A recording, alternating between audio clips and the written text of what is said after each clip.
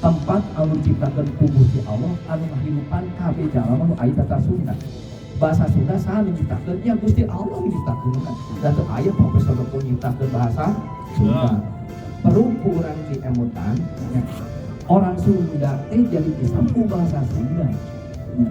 Kanjeng Sunan Gunung Jati Syekh Sarfiyatullah nya eta sapotong darahna darah abdi darah Ngirintingah dina siang ieu. Irehna urang sadaya ti dulu nyatakeun sikap kuha nu pandotakeun ku ningal urang sadaya. Mangga, rung. Cepat dua, Paulgan. Ja. Awas. Anak